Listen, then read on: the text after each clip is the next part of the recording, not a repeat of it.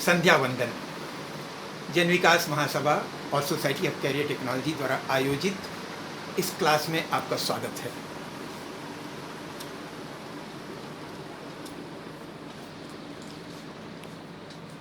अभी तक हम लोग साइटोलॉजी और जेनेटिक्स के बारे में बातचीत कर रहे थे। अब कुछ और भी शाखाएं हैं जूलॉजी की, जैसे फिजियोलॉजी है, बायोकेमिस्ट्री है। और कुछ बातें असल में मैं इस बात से बड़ा परेशान हूँ कि हिंदुस्तान की पढ़ाई में आजकल सिलेबस क्वेश्चन आंसर और क्वेश्चन आंसर का होमवर्क में जांचना, इसी को पढ़ाई समझ लिया जाता है। जबकि मेरा मानना है कि पढ़ाई ऐसी चीज़ है जो कभी भी उसको आप सिलेबस के दायरे में नहीं बांध सकते। सिलेबस में कार्बोहाइड्रेट, प्रोटीन और फैट का स्ट्रक्चर और उसकी मेटाबॉलिज्म है। बायोकेमिस्ट्री शुरू होती है, लेकिन बायोकेमिस्ट्री में सारे रिएक्शंस रिवर्सिबल होते हुए भी एक ही दिशा में क्यों होते हैं, और बायोकेमिस्ट्री का बेसिक क्या है, ये हम नहीं बताते, सिलेबस में नहीं है। अब मैं भी बड़ा जिद्दी हूँ, सिलेबस में हो चाहे ना हो, मैं आपको बताऊंगा जरूर। अब आपकी इच्छा है आप सुने या चाहे ना सुने। यदि आप सेल में पाए जाने वाले मैक्रो मॉलिक्यूल्स की बात करेंगे, सिलेबस में कार्बोहाइड्रेट, फैट, प्रोटीन लिखा हुआ, वाटर का नहीं लिखा हुआ है, जबकि वाटर 70% है। और वाटर का इकोलॉजिकली और बायोकेमिकली क्या इंपॉर्टेंस है, यहाँ से बायोकेमिस्ट्री शुरू होती है। तो आइए कुछ मूल बात करेंगे। पहली बात तो ये कि आप जानते हैं कि इस पृथ्वी पर जितने भी प्राणी हैं, सभी को अपने विभिन्न कामों को करने के लिए ऊर्जा या ताकत चाहिए। और वो ऊर्जा कहाँ से मिलती है? सूरज से मिलती है। सूरज की जो सौर ऊर्जा है वो हमारी पृथ्वी की सतह पर आती है। हरे पौधों में, सिर्फ हरे पौधों के क्लोरोफिल मॉलिक्यूल में ये क्षमता होती है कि वो उस सूरज की ऊर्जा को बंद कर लेते हैं। जैसे इन्वर्टर जो है बिजली को बंद कर लेता है और फिर जब बिजली चली जाती है तो वो दे देता है, तो उसी तरीके से क्लोरोफिल मॉलिक्यूल जो हरे रंग का है, पत्तियों के अंदर मौजूद रहता है, हरी पत्तियों में, वो सूरज की रोशनी लेता है, उसकी ऊर्जा लेता है, वायुमंडल से कार्बन डाइऑक्साइड लेता है और मिट्टी से आने वाला पानी लेता है और उसको मिलाकर के भोजन बना लेता है, C6H12O6। अब इसमें से कुछ तो पौधा खुद खर्च करता है और कुछ बेचारा बहुत सहेज करके रखता है कि और एनिमल्स के भी काम आ जाएगा। इस पृथ्वी पर हम सभी प्राणी पौधों के मेहमान हैं, लेकिन सीधे सीधे कुछ तो हर्बीवोर्स हैं, शाकाहारी प्राणी हैं, जो कि इन पौधों में कुछ भोजन जो बचा करके रखा गया था उसको खा करके अपना काम चलाते हैं। शेर जैसे प्राणी सीधे घास नहीं खा सकते हैं, तो घास खाने वाले जो प्राणी थे, हर्बीवोर एनिमल्स, उनको खा करके अपना काम चलाते हैं। और उसके बाद वायुमंडल में कुछ बैक्टीरिया होते हैं, फंजाई होते हैं, जिन्हें डिकम्पोजर कहते हैं। और ये डिकम्पोजर फिर जानवरों और पौधों के मरने के बाद उनके शरीर को सड़ा गला करके उसमें से जितने भी एलिमेंट हैं, वाटर को, NOx को, कार्बन डाइऑक्साइड को, सबको फिर वायुमंडल को वापस कर देता है, प्रकृति को फिर वापस कर देता है। तो अब आप देख रहे हैं कि इसमें ऊर्जा का प्रवाह है, सूरज से हरे पौधे में, हरे पौधे से शाकाहारी जंतु में, शाकाहारी जंतु से मांसाहारी जंतु में। और ऊर्जा का प्रवाह हमेशा दो नियमों के आधार पर होता है, जिसे लॉज ऑफ थर्मोडायनेमिक्स कहते हैं। तो पहली बात तो ये कि हम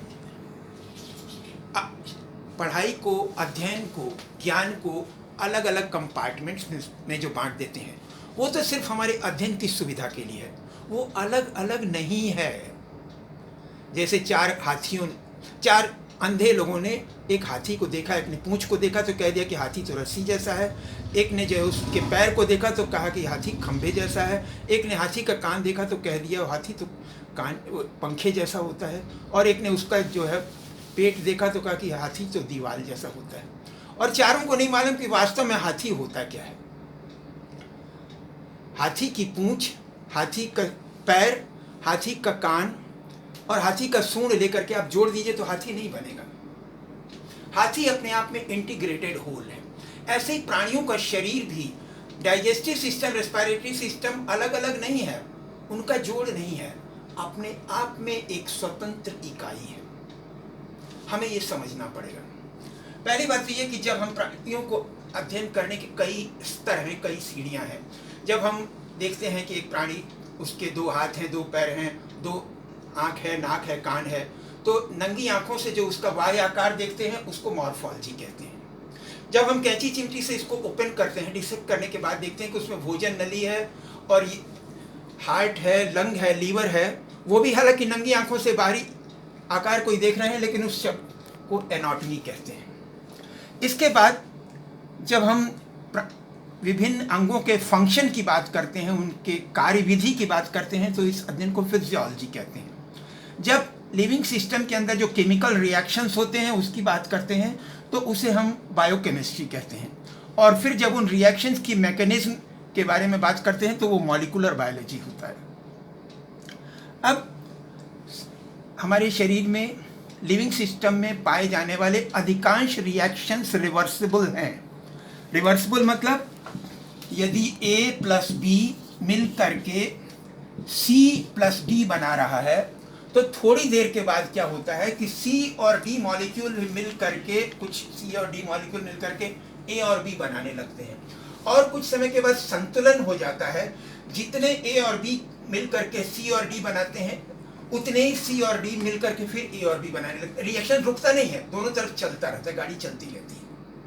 तो अब इसमें कौन सी चीजें हैं जो कि सजीव प्राणियों में होने वाली रासायनिक प्रतिक्रियाओं की दिशा को निर्धारित करते हैं, डायरेक्शन को निर्धारित करते हैं। तो इसमें 3 बातें हैं। पहली बात तो जो है केमिकल इक्विलिब्रियम, दूसरा रेडॉक्स पोटेंशियल, तीसरा 2 laws of thermodynamics. Chemical equilibrium की बात करें हम तो इसे यदि हम इस रेट ऑफ फॉरवर्ड रिएक्शन की बात करें तो ये प्रोपोर्शनल होगा active mass of A into active mass of B के। अब यदि हम प्रोपोर्शनलिटी का चिन्ह हटा दें तो क्या होगा, V1 बराबर होगा active mass of A into active mass of B और यहाँ पे एक कांस्टेंट आ जाएगा।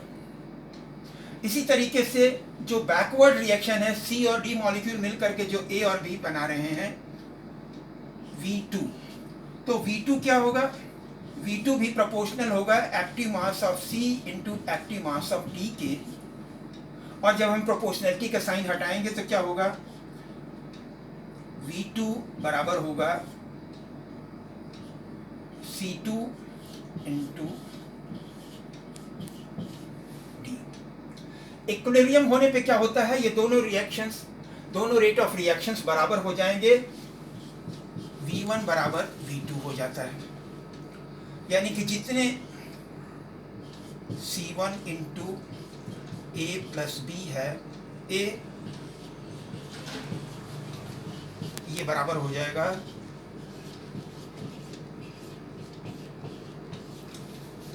अब सवाल उठता है कि ये जो केमिकल इक्विलिब्रियम है ये किस तरीके से इम्पॉर्टेंट है। इम्पॉर्टेंट यूं है कि जैसे बाहरी वायुमंडल से ऑक्सीजन हमारे अंदर आता है और ये लंग्स में गया, ब्लड में गया, ब्लड से फिर सारे सेल्स में गया, सेल्स में मेटाबॉलिज्म के बाद कार्बन डाइऑक्साइड बना और वो कार्बन डाइऑक्साइड फिर यहाँ लंग एल्वियोलाई में आया, इससे होकर के बाहर चला गया। यहाँ पर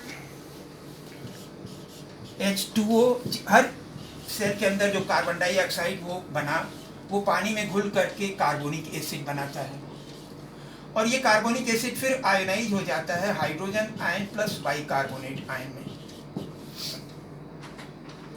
अब देखिए क्या होगा, यदि हम सपोज CO2 या वाटर का कंसंट्रेशन बढ़ाएं तो क्या होगा, ये रिएक्शन आगे की तरफ चलेगा।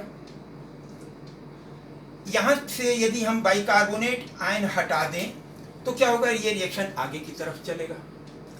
दूसरी स्थिति, यदि हम बाइकार्बोनेट आयन ऐड कर दें तो क्या होगा, या हाइड्रोजन आयन ऐड कर दें तो ये रिएक्शन वापस होने लगेगा, तब तक जब तक कि फिर एक नया इक्विलिब्रियम इस्टेब्लिश ना हो जाए। तो पहली बात ये कि केमिकल इक्विलिब्रियम बहुत इंपॉर्टेंट चीज़ है हमारे बॉडी में बायोकेमिस्ट्री में केमिकल रिएक्शंस की मैकेनिज्म और डायरेक्शन को समझने के लिए। रिडॉक्स पोटेंशियल, आप जानते हैं ऑक्सीडेशन और रिडक्शन, इन दोनों को मिलाकर के कहते हैं रिडक्स।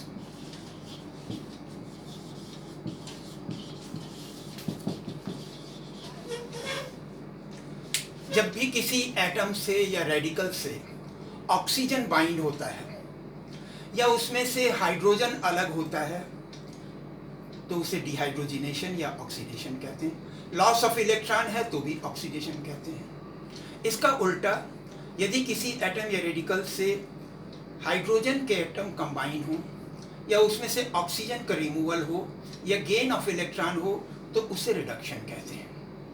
लेकिन डिफरेंट एलिमेंट्स और रेडिकल्स का जो ऑक्सीडाइज होने या रिड्यूस होने की कैपेसिटी है, ये पीरियोडिक टेबल में वो किस ग्रुप में है, फर्स्ट ग्रुप में है, सेकंड ग्रुप में है, थर्ड ग्रुप में है, इससे कंट्रोल होता है। और यदि इसको या तो एक स्टैंडर्ड से कंपेयर करें, हाइड्रोजन के पोटेंशियल से कंपेयर करें या कैलोमेल इलेक्ट्रोड से कंपेयर करें, तो कुछ जो उससे पहले वाले हैं जो ऑक्सीडाइज हो सकते हैं उनका ऑक्सीडेशन पोटेंशियल हो सकता है, और उसके बाद वाले जो हैं वो रिड्यूस हो जाते हैं, उनमें रिडक्शन पोटेंशियल होता है। अब सेल के अंदर रिवर्सिबल रिएक्शन सारे हैं, लेकिन उनमें के रिडॉक्स पोटेंशियल में कितना डिफरेंस है। जैसे आप जानते हैं कि ग्लूकोज प्लस एटीपी मिल करके बना लेता है ग्लूकोज 6-फॉस्फेट। यहाँ रिएक्शन रिवर्सिबल है, लेकिन कितने ग्लूकोज और एटीपी के मॉलिक्यूल मिलकर के ग्लूकोज 6-फॉस्फेट बनाते हैं, ये फॉरवर्ड रिएक्शन की टेंडेंसी ज़्यादा होगी। ग्लूकोज 6-फॉस्फेट से ग्लूकोज और एटीपी बनना थोड़ा सा मुश्किल होगा, क्योंकि इनका रिडॉक्स पोटेंशियल जो है इसका ज़्यादा है, इसका कम है। इस तरीके से ग्रेडेड है कि वो रिडॉक्स पोटेंशियल का डिफरेंस कंट्रोल करता है कि ये रिएक्शन किस डायरेक्शन होगा। तो ग्लाइकोलिसिस क्रेब्स साइकिल के अधिकांश रिएक्शंस में रिडॉक्स पोटेंशियल के ग्रेडेशन के आधार पर बेस्ड है। एक बात। अब तीसरी बात आइए, दो हैं थर्मोडायनेमिक्स के। थर्मोडायनेमिक्स नाम से ऐसा लगता है कि ये एनर्जी की या हीट की मूवमेंट को कंट्रोल करता है, लेकिन ऐसा नहीं है। ये हीट के अलावा हर प्रकार की एनर्जी के मूवमेंट को नियंत्रित करने वाले नियम हैं। पहला नियम है first law of thermodynamics, energy की अविनाशिता का नियम। एनर्जी न तो पैदा हो सकती है न तो नष्ट हो सकती है। जैसे डाल्टन का पदार्थ की अविनाशिता का नियम है, वैसे ही ऊर्जा के अविनाशिता का नियम है। ऊर्जा न तो नष्ट हो सकती है न तो पैदा हो सकती है। हाँ, एक फॉर्म से दूसरे फॉर्म में बदल सकती है। जैसे हमारे घर में बिजली के तार में बिजली आ रही है, वो ट्यूबलाइट में जाती है तो लाइट एनर्जी में चेंज हो जाती है, और जब वो पंखे में पहुंचती है तो मैकेनिकल एनर्जी में चेंज हो जाती है। कॉलबेल में पहुंचती है तो वही बिजली की ऊर्जा जो है आवाज़ में बदल जाती है, कॉलबेल की आवाज़ होती है। तो एक रूप से दूसरे रूप में बदल सकती है, लेकिन नष्ट नहीं हो सकती। हालांकि इसमें भी मॉडिफिकेशन हो गया। अल्बर्ट आइंस्टीन ने जो सिद्धांत दिया है E=mc² का, उसके अनुसार पदार्थ को ऊर्जा में बदला जा सकता है। बहुत ज़्यादा ऊर्जा निकलती है, क्योंकि E=mc² में c वेलोसिटी ऑफ लाइट है। तो वेलोसिटी ऑफ लाइट का स्क्वायर से मल्टीप्लाई करेंगे मास को, तो ये पता चलेगा कि कितनी एनर्जी निकल सकती है उतने मास से। और तो ऊष्मागतिकी का दूसरा नियम या सेकेंड लॉ ऑफ थर्मोडायनेमिक्स ये कहता है कि जब एनर्जी एक जगह से दूसरे जगह जाती है, एक रूप से दूसरे रूप में बदलती है, तो उसमें से सारी एनर्जी हमको उपलब्ध नहीं हो पाती है, अवेलेबल नहीं हो पाती है। उसमें से थोड़ा सा हिस्सा तो अवेलेबल हो जाता है और कुछ हिस्सा यूनिवर्स को चला जाता है, जिसे हम वापस नहीं ले सकते हैं। तो इसको उन्होंने इस रूप में कहा है कि फ्री एनर्जी बराबर होता है enthalpy minus entropy. Free energy किसी सिस्टम से कितनी ऊर्जा हमको मिल सकती है, जिसे हम कहते हैं डेल्टा ई। इंथैल्पी किसी भी चीज में कुल कितनी एनर्जी छुपी हुई है, उसमें कुल कितना एनर्जी कंटेंट है, उसे हम कहते हैं डेल्टा एच। और वो एनर्जी जो हमको नहीं मिल पाती है, वो यूनिवर्स को चली जाती है, उसे हम कहते हैं एंट्रोपी। अब ये एंट्रोपी क्या है? Entropy is a measurement of randomness और डिसऑर्डर ऑफ ए रिएक्शन। अब ये जरा बड़ा टेढ़ा है, एब्स्ट्रैक्ट है कंसेप्ट। इसे हम दो उदाहरणों के द्वारा आपको समझाने की कोशिश करेंगे। पहली बात तो ये कि एक कमरे में एक स्टूल पे हमने एक परफ्यूम की बोतल रखी हुई है। जब तक ये परफ्यूम की बोतल का ढक्कन बंद है तो वो सारे परफ्यूम के मॉलिक्यूल्स बोतल के अंदर हैं। ये क्या है? व्यवस्थित, व्यवस्थित या ऑर्डर्ड। अब जब स्टूल में के ऊपर से बोतल नीचे गिर जाती है, बोतल टूट जाती है, तो सारे परफ्यूम के मॉलिक्यूल जो हैं पूरे कमरे में फैल जाते हैं। अब ये क्या हो गया?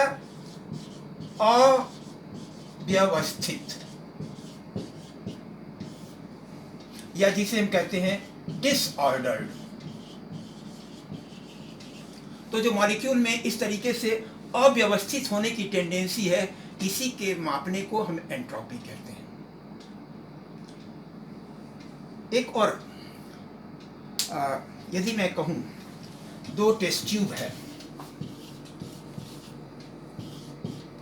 दोनों में 1 ग्राम पानी है, एक में 100 डिग्री सेंटीग्रेड पर है और एक में 1 gram water at 0 degree centigrade है। ठीक है, औसत की बात छोड़ दीजिए। एक टेस्ट ट्यूब में 1 ग्राम पानी है 100 डिग्री सेंटीग्रेड पर और इसमें है 0 डिग्री सेंटीग्रेड पर। विशिष्ट ऊष्मा या स्पेसिफिक हीट की परिभाषा आप जानते हैं कि 1 ग्राम पानी का टेम्परेचर 1 डिग्री सेंटीग्रेड बढ़ाने में जितनी ऊष्मा लगती है उसे विशिष्ट ऊष्मा या स्पेसिफिक हीट कहते हैं। अब यहाँ पे 100 डिग्री सेंटीग्रेड पर जो 1 ग्राम पानी है, इसे हम इसमें डालें तो हमें अब फ्री एनर्जी कितनी मिलेगी बताइए? सीधी सी बात है, आप कहेंगे 100 कैलोरी।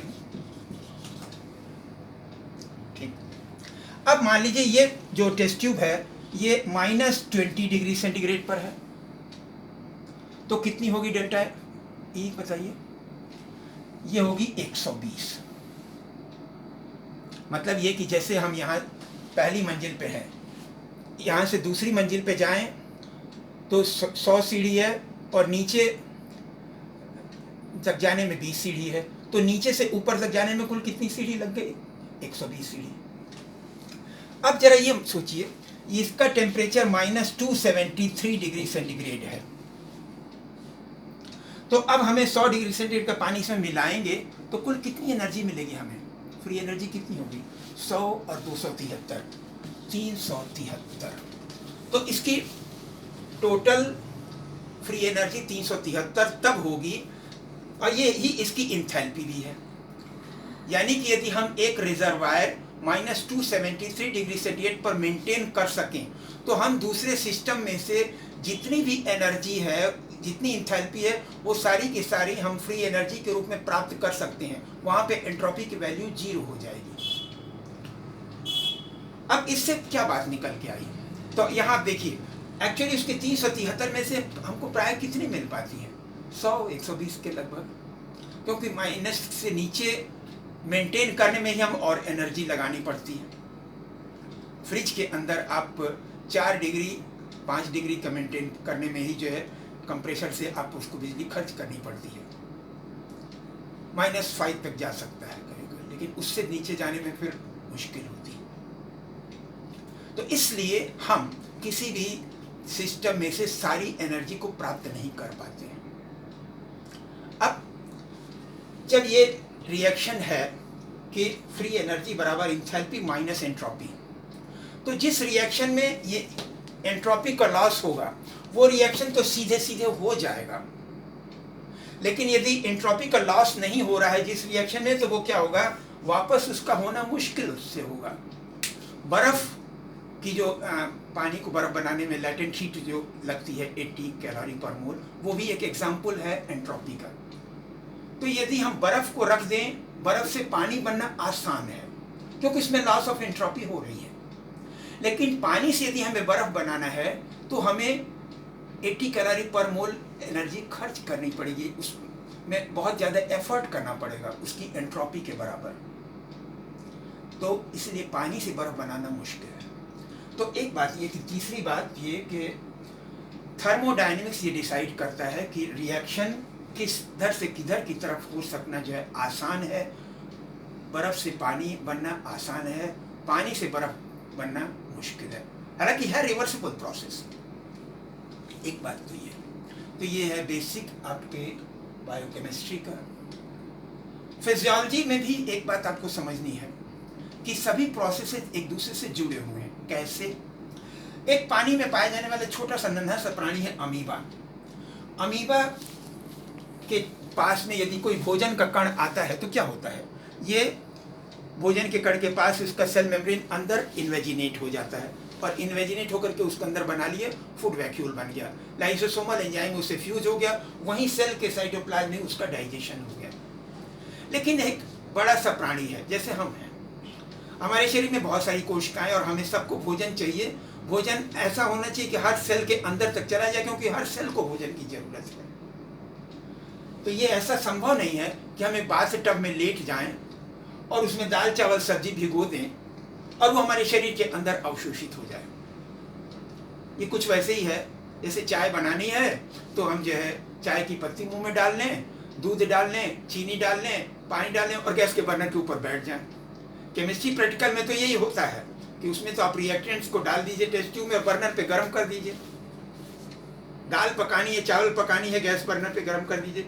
लेकिन शरीर के अंदर जो रिएक्शन होना है वहाँ पे आप गैस के बर्नर पे बैठ नहीं सकते, वहाँ तो आपके नॉर्मल बॉडी टेम्परेचर पर ही रिएक्शन होना है। तो इसके लिए फिर क्या हुआ, नेचर ने एक ऐसा इंतजाम किया कि एक कोशिकाओं का समूह बना दिया लंबी सी पाइप की तरीके से, जिसको आप भोजन नली कहते हैं। और इस भोजन नली में जब फूट जाता है तो पहले दांत के द्वारा मैस्टिकेशन होता है, छोटे टुकड़े में तोड़ा जाता है, फिर डाइजेस्टिव एंजाइम्स के द्वारा तोड़ा जाता है और छोटे टुकड़े में, और उसके बाद क्या होता है कि यहाँ से इसका अवशोषण या एब्जॉर्प्शन होता है, ये सराउंडिंग ब्लड में आ जाता है। ब्लड ले करके अब सारे बॉडी सेल्स तक उस फूड को पहुँचा देता है और फिर वहाँ से सेल के में मेटाबॉलिज्म के बाद कुछ चीज़ें जो बची रह जाती हैं, जो इस्तेमाल नहीं हो पाई सेल में, वो क्या होता है, फिर ब्लड से होकर के किडनी में गया, किडनी से यूरिन फॉर्मेशन के रूप में वो बाहर चला गया। सांस की नली में क्या होता है, 0.5 मिलीमीटर से छोटे एक प्राणी में तो आसानी से सराउंडिंग में से ऑक्सीजन डिफ्यूजन के द्वारा आ सकता है और कार्बन डाइऑक्साइड डिफ्यूजन के द्वारा बाहर जा सकता है। लेकिन 0.5 मिलीमीटर से बड़े प्राणी में ये सारे सेल्स बीच वाले जो हैं बाहरी वातावरण के संपर्क में नहीं है, तो ये हर सेल तक ऑक्सीजन कैसे पहुंचेगा? बाहर पेरीफेरी वाले किनारे वाले पे तो पहुंच जाएगा, लेकिन बीच में कैसे पहुंचे? तो इसलिए नेचर ने क्या सिस्टम बनाया कि यहाँ पर एक ट्रैकिया बन गया, एक जोड़ी लंग्स बन गए और बाहरी वातावरण से ऑक्सीजन यहाँ आया, लंग्स में गया, लंग्स की एल्वियोलाई से वो फिर ब्लड में डिजॉल्व हुआ। ब्लड क्या हुआ कि उस ऑक्सीजन को हर बॉडी सेल तक ले गया, हर बॉडी सेल में फिर रेस्पिरेशन हुआ, फूड का ऑक्सीडेशन हुआ, कार्बन डाइऑक्साइड निकली, वो कार्बन डाइऑक्साइड फिर ब्लड लेकर के आया, लंग्स एल्वियोलाई में छोड़ दिया और फिर यहाँ से ये लंग्स एल्वियोलाई से होकर के ये बाहर चला गया। अब यहाँ भी आप देख रहे हैं कि रेस्पिरेशन भी सर्कुलेशन से जुड़ा हुआ है, डाइजेशन भी सर्कुलेशन से जुड़ा हुआ है। तो मैं आपसे यही कहना चाह रहा था कि हम अध्ययन की सुविधा के लिए अलग अलग चैप्टर बांट लेते हैं, लेकिन ये सब जो है एक मानव शरीर के हिस्से हैं सिर्फ, जो अध्ययन की सुविधा के लिए हमने अलग अलग चैप्टर में बांट रखा है। और इस प्रकार ये हमारा सफ़र 24 अप्रैल से शुरू हुआ था और आज हम लोग 72 एपिसोड पूरे कर चुके हैं। एक बार फिर मैं आपको उसकी लिस्ट पूरी दिखाऊंगा और फिर उसके बाद कल आगे की जो प्लानिंग है वो भी बताऊंगा। एक यक्ष प्रश्न है, आज सारे शिक्षाविद, सारे कोचिंग वाले और इवन प्रशासन कोरोना विभीषिका के कारण परेशान है कि कैसे गाड़ी चलेगी। इसलिए हम परेशान हो रहे हैं कि कैसे गाड़ी चलेगी। आज के पहले हमने सोचने की कोशिश ही नहीं की थी। मैं आपको अपने बचपन की बात एक बताऊं। मेरे एक बड़े भाई हैं, मिस्टर प्रेम स्वरूप श्रीवास्तव। 22 साल वो एयरफोर्स में थे। उसके बाद 10-12 साल इंडियन टेलीफोन इंडस्ट्री मनकापुर में थे। अब रिटायर हो गए हैं। उनकी खासियत मैंने देखी थी। अफसोस ये हो गया कि जिस दिन मैंने ये महसूस किया उस दिन मैं CPMT के तरफ मेरा ध्यान बट गया था, इसलिए मैं उनकी वो चीज़ सीख नहीं पाया। मुझे अफसोस है। अब शायद इस चीज़ को सीखने के लिए मुझे दूसरा जन्म लेना पड़ेगा, क्योंकि उसकी को सीखे बिना जो है मेरी आत्मा भटकती रहेगी, भूत बनी रहेगी। वो आते थे 2 महीने की एनुअल लीव पे, और वो रोज एक दिन क्या करते थे, घर में जो साइकिल पड़ी थी उसे खोलते थे, उसको साबुन से साफ करते थे, और साफ करने के बाद फिर जोड़ करके ऑयलिंग ग्रीजिंग कर देते थे। दूसरे दिन वो क्या करते थे, स्कूटर को खोलते थे और स्कूटर के सारे पार्ट्स को अलग करते थे। तीसरे दिन घर में जो सिलाई मशीन थी उसको डिसमेंटल करते थे, उसकी धुलाई पुछाई करने के बाद ऑयलिंग ग्रीजिंग की, मशीन ऑयल डाला, फिर से जोड़ दिया। चौथे दिन वो क्या करते थे, घर में जो टेबल फैन था उसको ओपन करते थे। 5वें दिन सीलिंग फैन को ओपन करते थे। ये चीज हमारे शिक्षा का पार्ट होना चाहिए, लेकिन हम श्रम की महत्ता को भूल चुके हैं, इसलिए हम इसे नहीं सीखते हैं। याद रखिए, जब तक हम इन चीजों को शिक्षा का हिस्सा नहीं बनाएंगे, सारी पिछले विचारधारा वाली स्कूल कॉलेज बंद हो जाएंगे। जब तक हम इस तरीके की विचारधारा का नया स्कूल नहीं खोलेंगे, जहां हफ्ते में एक दिन वर्कशॉप में हर बच्चे को हम ये सिखाएंगे, तब जाकर के वो वास्तविक मनुष्य बन पाएगा, जीवन में सफल हो पाएगा। हम घर में चीज़ों को इस्तेमाल करते हैं। आज OTG इस्तेमाल करते हैं, माइक्रोवेव इस्तेमाल करते हैं, फ्रिज इस्तेमाल करते हैं, वॉशिंग मशीन इस्तेमाल करते हैं, कूलर इस्तेमाल करते हैं, एयर कंडीशनर इस्तेमाल करते हैं, मिक्सी इस्तेमाल करते हैं। लेकिन क्या हम इसको सारी इसकी असेंबली पढ़ाई गई है? ये नहीं पढ़ाई जाती है। 11वीं 12वीं में फिजिक्स में सर्किट डायग्राम बना दिया जाता है, जो किताब में लिखा हुआ है वो टीचर पढ़ा देता है, बच्चा लिख लेता, याद कर लेता, इम्तिहान में लिखा था, पास हो जाता है, और फिर वो भी टीचर हो जाता है। लेकिन कुछ नहीं वो जानता है इसके बारे में। आज ये सारे इंजीनियरिंग कॉलेज के विद्यार्थी इससे परेशान हैं कि इंजीनियरिंग कॉलेज में पढ़ने के बाद भी बच्चा वास्तविक इंजीनियर नहीं बन पा रहा है, उसमें एम्प्लॉयबिलिटी नहीं आ रही है। तो फिर क्या होना चाहिए? क्यों नहीं हम शिक्षा का ये हिस्सा बनाते हैं कि घर में जितने भी गैजेट्स हैं उन सबको खोलना बंद करना, छोटी मोटी टूट फूट की मरम्मत करने हमको आना चाहिए। हमारे घर का सोफा का कवर फट गया, 6 महीने तक मैं खोजता रहा, मुझे कोई उसका कारीगर नहीं मिल रहा था। बड़ी मुश्किल से कारीगर मिला, 4 चक्कर काटे उसके बाद वो आया, टेपेस्ट्री मंगाई, फोम मंगाया, गोंद मंगवाया। 2 लोग थे, 4 घंटे में उसने उसको जोड़ करके बदल दिया। 3000 रुपये लिए उसने, यानी कि उसमें एक ने 2000 लिया होगा, दूसरा जो हेल्पर होगा उसके 1000 रुपये। 4 घंटे के लिए ये क्या कम है भाई? लेकिन हम वो नहीं सीखना चाहते। तो मैंने एक प्रयोग किया कि बच्चे मछली पालन हम पढ़ाते हैं जूलॉजी में, लेकिन मछली पालन कहाँ होता है, कैसे पकड़ा जाता है, ये नहीं सिखाते थे। मैं बच्चों को ले गया वहाँ, दिखाया कि इस तरीके से पकड़ा जाता है, मछली पालन ऐसे किया जाता है। मधुमक्खी पालन कहाँ किया जाता है, मधुमक्खी पालन जो करते थे वहाँ ले गया, बच्चों को दिखाया। रेशम कीट पालन पढ़ाते थे, तो रेशम कीट पालन जो लोग करते थे उसके लार्वा को कैसे शहतूत की पत्ती काट काट करके खिलाते थे, वो उसे दिखाया। यदि आइसक्रीम फैक्ट्री में लेकर के गया, आइसक्रीम कैसे बनती है दिखाया। कोल्ड ड्रिंक की फैक्ट्री में कोल्ड ड्रिंक की बॉटलिंग कैसे होती है, दूध की बॉटलिंग कैसे होती है, ये दिखाया। हम क्यों नहीं इसे अपनी शिक्षा का हिस्सा बना सकते हैं, ये बताइए। 6-7 ईयर्स में प्रैक्टिकल नहीं है, बाकी फिजिक्स केमिस्ट्री की सिलेबस में दुनिया भर की चीजें हैं, लेकिन बच्चे को ब्यूरेट पाइपेट हम पढ़ाएंगे, लेकिन कभी दिखाया नहीं। अरे क्यों भाई, 9-10 में प्रैक्टिकल लैब है, तो 9-10 की क्लास में 5-5 बच्चों को ले करके जाए आप एक पीरियड में, उसे दिखाते थे कि ब्यूरेट कैसे है, पाइपेट कैसा है, फिजिकल बैलेंस कैसा होता है, केमिकल बैलेंस क्या होता है। ये सब चीज़ें क्यों नहीं दिखाते हम? फैक्ट्री में ले जाकर के कैसे जो है मैन्युफैक्चर होता है एल्यूमिनियम का या आयरन का, ये क्यों नहीं दिखाते? पोल्यूशन कंट्रोल करने के लिए एफ्लुएंट ट्रीटमेंट प्लांट जो फैक्ट्री में होते हैं वो ले जाकर के दिखाइए ना, मैंने तो दिखाया बच्चों को। तो ये चीज़ें शिक्षा का हिस्सा बनाएंगे तभी हम शिक्षा हमारी आगे चल पाएगी, वरना तो भगवान मालिक है, कोरोना खुद ही जो है मार मार के हमको सिखा देगा। धन्यवाद।